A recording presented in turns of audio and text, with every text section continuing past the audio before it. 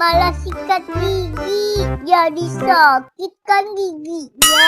Sakit. Ya udah yuk kita ke dokter yuk.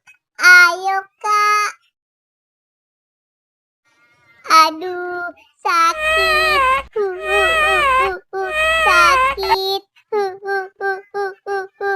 Dok, tolong obatin adik saya ya dok. Loh, adiknya kenapa? Giginya sakit dok. Pasti jarang sikat gigi ya dek. Iya dok.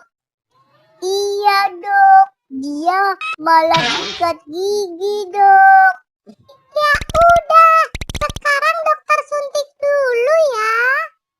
Udah selesai.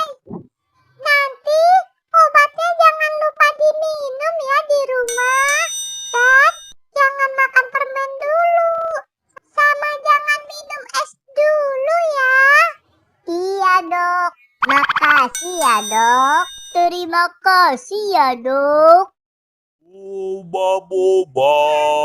Balon-balon. Kak, itu ada abang es boba kak.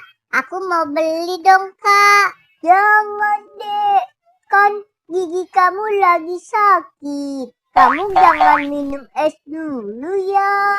Ya, padahal aku kepingin banget minum es boba. Ya udah, kamu beli balon aja ya. Tuh, balonnya juga bentuk es boba dek. Ya udah deh. Bang, beli balonnya ya bang. Mau balon warna apa? Yang warna hijau ya bang.